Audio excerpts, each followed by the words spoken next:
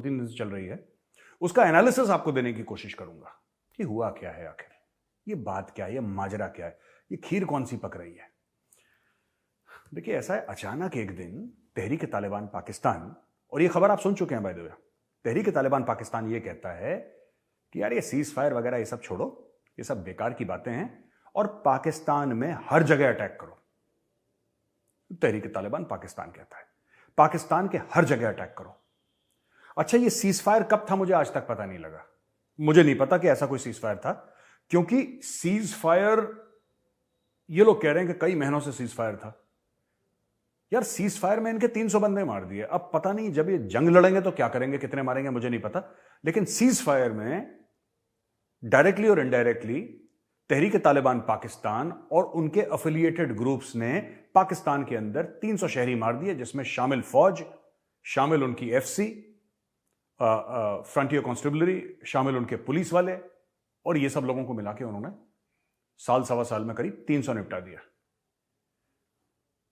अब वो कह रहे हैं अब सीज फायर हम तोड़ रहे हैं। अब क्या लॉजिक लगाया उन्होंने कि जब अमन था, जब शांति थी, जब चैन था, जब एक दूसरे में मोहब्बत थी, इश्क था, प्यार था, तब उन्होंने 300 निपटा दिए। अब ये क्या करेंगे मुझे नहीं पता। ठीक है, खैर अब हो गया ये कि पाकिस्तानियों में मची हड़कंप। अब हड़कंप मची तो पाकिस्तान के एक डेलीगेशन काबुल चला गया।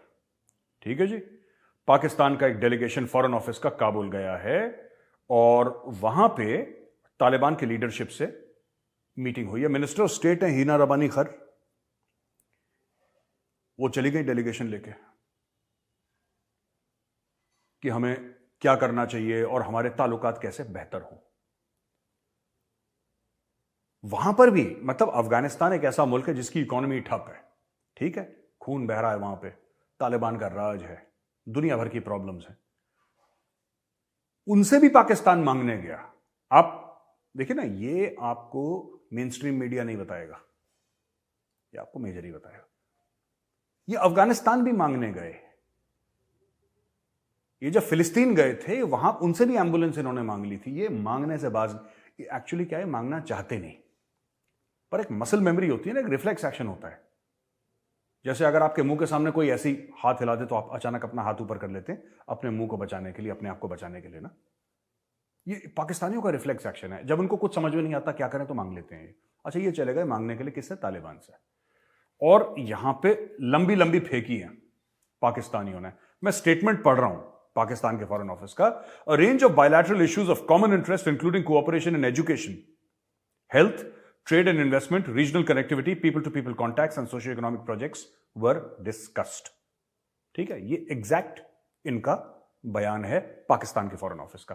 तालिबान ने इसके बारे में कुछ नहीं बोला। पाकिस्तानी एज यूजुअल भंगड़े शंगड़े लुड़ियां शुड़ियां डाल के सब लोग बिल्कुल मस्त हो रखे हैं कि बाबा आज तो मजा आ गया। अच्छा, इन्होंने एजुकेशन तालिबान के साथ डिस्कस करा, ये तो इनके हाल है।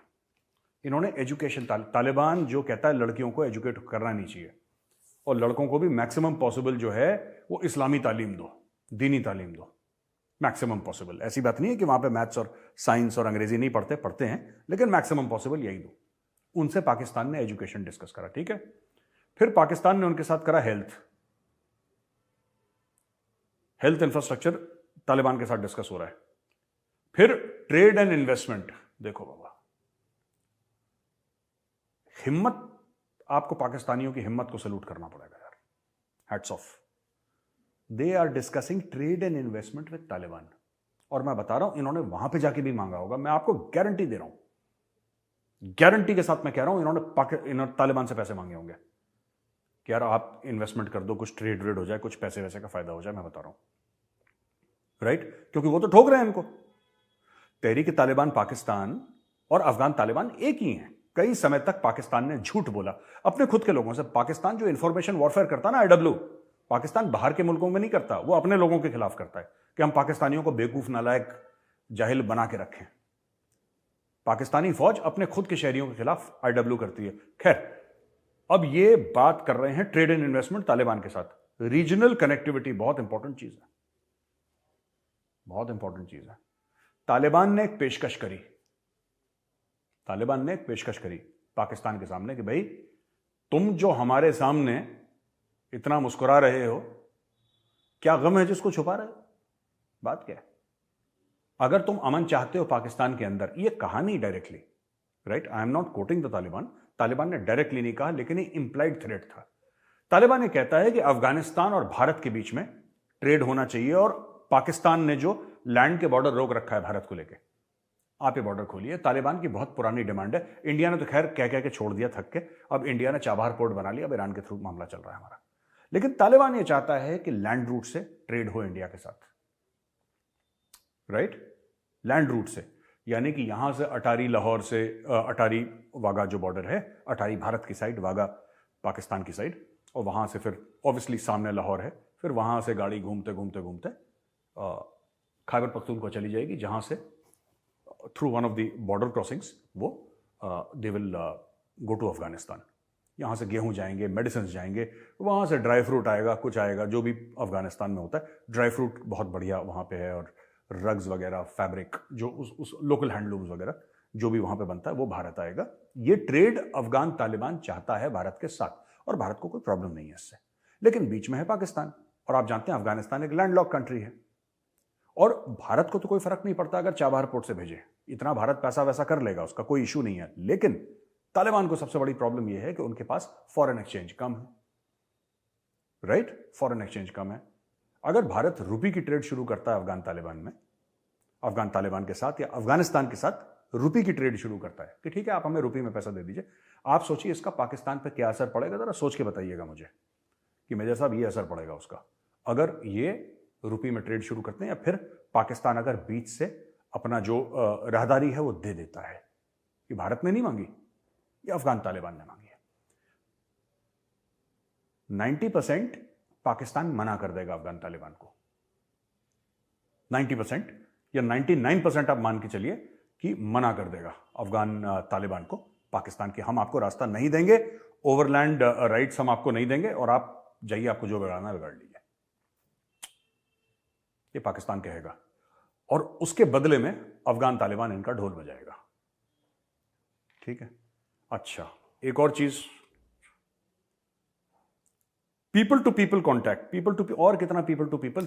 अफगान तालिबान और तहरीक तालिबान पाकिस्तान बिल्कुल घुस तो रखा है पाकिस्तान के अंदर, और कितना पीपल टू पीपल कॉन्टैक्ट चाहिए? पाकिस्तान ने इतना गंद बचाया अफगानिस्तान में कि वहां पे पाकिस्तान के अंदर मिलियंस ऑफ अफगान्स हैं, 3, 4, 5 मिलियन कुछ ऐसी हैं।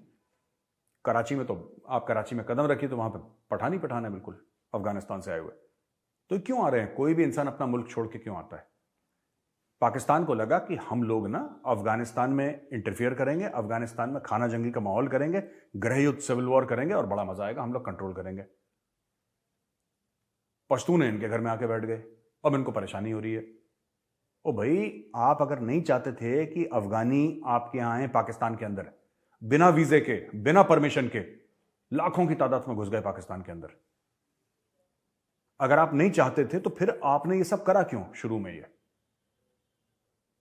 आपने क्यों जाके वहां पे मदाखलत करी अफगानिस्तान में?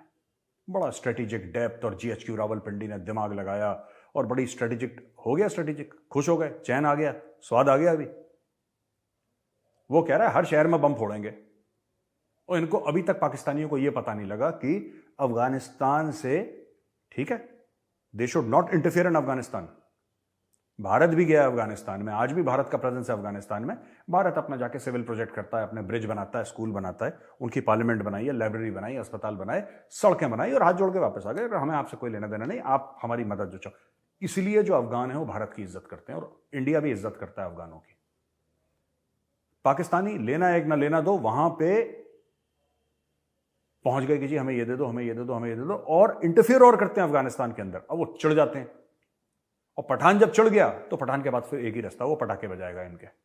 तो उन्होंने हुक्म दे दिया कि अब इन सबके पटाखे बजाओ इन हर शहर में। दोस्तों, एक और चीज है कि socio economic projects were discussed. क्या प्रोजेक्ट पाकिस्तान ने डिस्कस करे होंगे जिसमें खुद कोई प्रोजेक्ट नहीं आ रहा, वो अफगानिस्तान के तालिबान के साथ प्रोजेक्ट डिस्कस कर रहा है। तो एक तो ये खबर है, ठीक है। तो दोस्तों, ये वहां पे बात हो गई। और जो कहते हैं कि मुल्ला याकूब है एक डिफेंस मिनिस्टर जो है वहां का तालिबान का, जो मुल्ला उमर का बेटा है, जो मुल्ला उमर वो था फाउंडर ऑफ तालिबान ना, हु फाउंडेड तालिबान, जिसने तालिबान शुरू करी थी, उसी का बेटा है। मुल्ला याकूब, उसने तो मना कर दिया, मैं पाकिस्तानियों से मिलूंगा ही नहीं। He refuse to meet the minister of state for foreign affairs Hina Rabbani Khar Sahiba से, उसने मिलने से साफ मना कर दिया। No, I am not interested. इसका देखिए होना जाना कुछ नहीं है। अफगान तालिबान, देखिए मैं आपको बताता हूं, पाकिस्तान है जो दुनिया भर में कह रहा है कि इनको पैसे दो, इनको पैसे दो, इनको पैसे दो। कभी आपने सुना है अफगान तालिबान को पैसा मांगते हुए किसी से? वो एक रोटी खा लेगा लेकिन उसका हाथ ऐसे नहीं होगा। वो कहता है हम पठान हैं यार, हम मांगते मांगते नहीं किसी से। तो उन्होंने मांगने के लिए पाकिस्तान को रख रखा है कि भाई ऐसा है कि हम तो पठान लोग हैं, हम गैरतमंद लोग हैं, हम इज्जतदार लोग हैं, हमें मांगना नहीं आता, ठीक है? और तुम तो एक्सपर्ट हो यार, तुम तो खानदानी मांगते हो, तो तुम लोग मांगो हमारे लिए। तो उन्होंने इसको, अब वो भी चढ़ गए इनसे, वो बोला कि तुम हमारा नाम लेके बहुत ज़्यादा मांगना शुरू कर दिया तुमने, और डिलीवर कुछ कर नहीं पा रहे, तुम सिर्फ मांगते रहते हो 24 घंटे, ठीक है? अभी भी कुछ दिन पहले शहबाज शरीफ ने बोला था कि अफगानिस्तान में ये होना चाहिए, होना चाहिए। इससे तालिबान वाले बड़े चिढ़ते हैं। अफगानिस्तान की आप हेल्प करिए, अफगानिस्तान के पैसे आप रिलीज करिए, क्योंकि उनको पता है बैंकिंग सेक्टर जो है ना अफगानिस्तान में वो क्रैश कर रखा है, तो वो बैंक्स काम नहीं करते अफगानिस्तान में। तो अगर किसी को 8-9 बिलियन डॉलर देने होंगे तो किसको देगा वो तो पाकिस्तान के थ्रू होगी कनेक्टिविटी, क्योंकि ईरान के साथ दुनिया की बनती नहीं है, तो पाकिस्तान के साथ कनेक्टिविटी होगी। पाकिस्तान के साथ अगर कनेक्टिविटी होगी या पाकिस्तानी बैंक्स में पैसा आएगा, फिर वो नहीं जा रहा अफगानिस्तान, ये अपना फोन स्विच ऑफ करके बैठ जाएंगे उस पैसे पर। वो ये सब अमेरिकन को पता है ये क्या ड्रामा चल रहा है वहां पे, तो सबने बिल्कुल चुप्पी साधे रखी है। अब ये पाकिस्तानी भाग रहे हैं वहां पे, पर ये गई ये कनेक्टिविटी शनेक्टिविटी ये सब ड्रामा क्यों हो रहा है? ये बेसिकली कुछ नहीं है, ठीक है? ये रहम की भीख मांगने गए थे कि तहरीक तालिबान पाकिस्तान जो तुम्हारे छोटे भाई हैं उनको बोलो कि हमारी इतनी मार ना लगाएं यार, इतनी मार ना लगाएं। तो मार मार के हमारा दुम्बा बना दिया तुम लोगों ने, इतनी मार मत लगाओ, थोड़ी सी कम मार लगाओ हमारी। अच्छा दोस्तों, एक तो क्वेटा में जो कि बलूचिस्तान की कैपिटल है, वहां पे कल के दिन एक अटैक हो गया जिसमें कि 4 लोग मर गए और काफी लोग, आई थिंक 19 या 20 लोग जख्मी हो गए हैं। और ये सुसाइड अटैक था।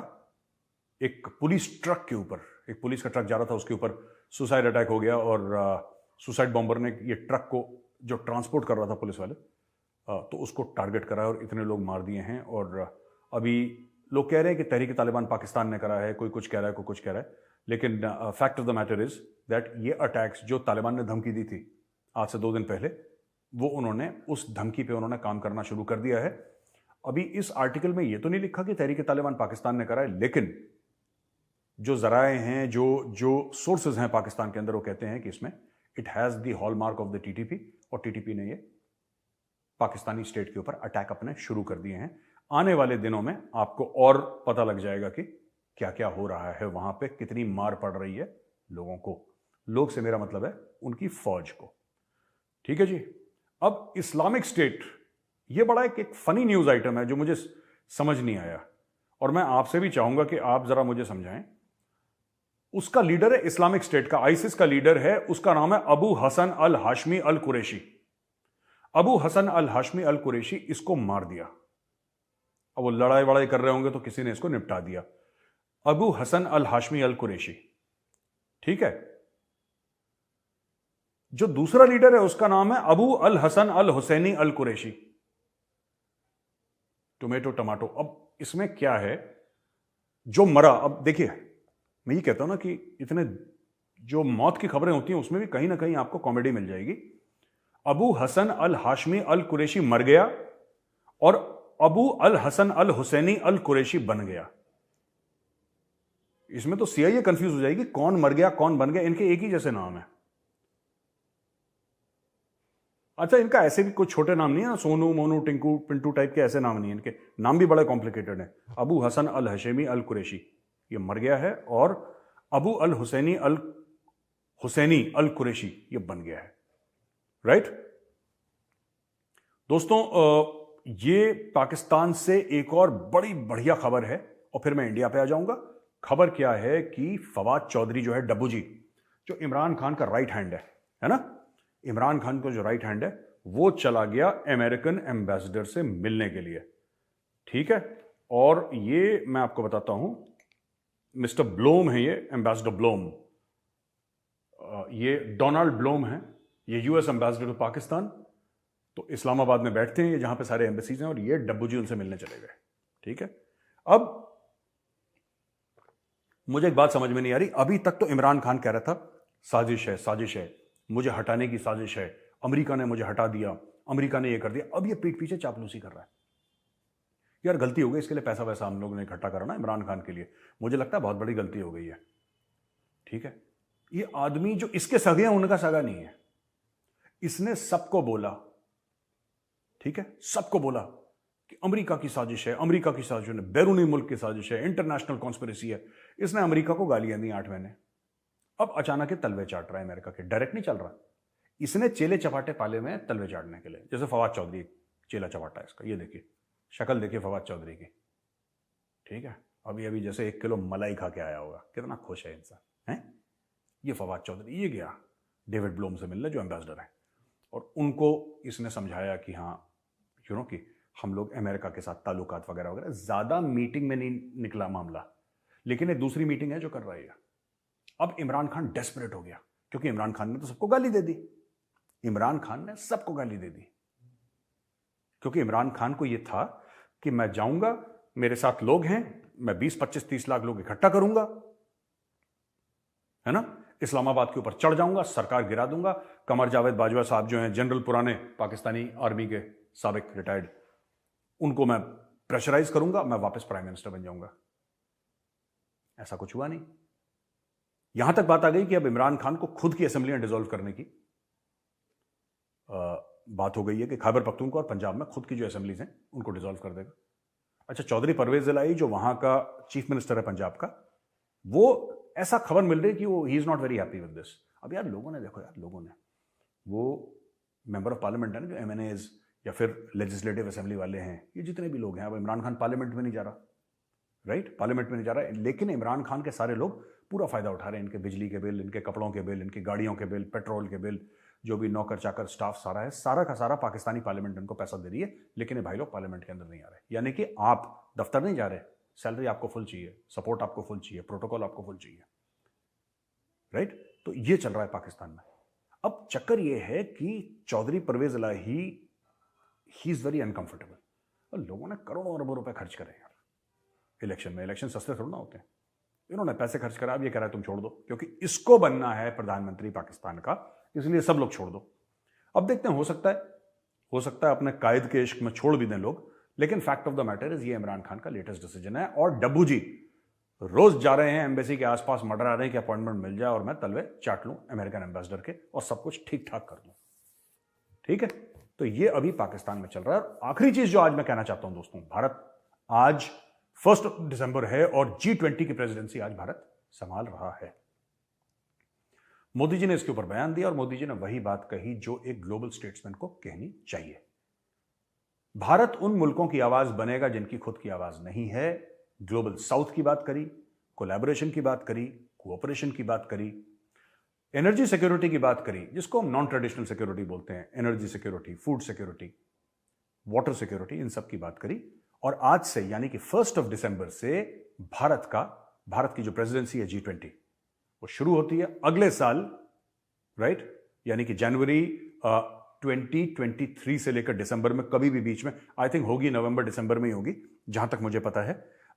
G20 का समिट इंडिया में होगा। बहुत बड़ी बात है और बहुत एजाज की बात है, बहुत बहुत इज्जत की बात है, रिस्पेक्ट की बात है कि भारत इसका प्रेसिडेंट बना है। और फिर जो भारत ने एक्चुअली जो भारत ने बात करी है वो बड़ी यूनिक बात है। लोग ऐसी बात करते नहीं है कि हम उनकी आवाज बनेंगे जिनकी आवाज नहीं है। मुझे लगता है कि ये मोदी जी ना बिल्कुल ये वीरेंद्र सहवाग वाला छक्का मारा है। इससे क्या होता है कि लोग आपके पास अट्रैक्ट होते हैं, वो मुल्क आपके पास अट्रैक्ट होते हैं जो जिनके पास खुद के वसाइल नहीं है, खुद के इतने रिसोर्सेज नहीं है, वो मुल्क आपसे अट्रैक्ट होते हैं कि यार देखो ऐसा लीडर ऐसा होता है जो सबको साथ लेके चलता है। समझ रहे मैं क्या बोल रहा हूं? लीडर वो होता है जो सबको साथ लेके चलता है। लीडर वैसा नहीं होता चाइना जैसे जो क्या कि सब मुझे ही दे दो। चाइना क्या कहता है? मुझे अभी दे दो, सब दे दो। पाकिस्तान कहता है कुछ तो दे दो। पाकिस्तान G20 में नहीं है लेकिन फिर भी आपको एग्जांपल दे रहा हूं। चाइना कहता है मुझे सब दे दो, पाकिस्तान कहता है मुझे कुछ तो दे दो। भारत कहता है कोई बात नहीं यार, मेरे पास 2 रोटी हैं, एक मैं खाऊंगा एक तुम्हें खिलाऊंगा। This is true leadership.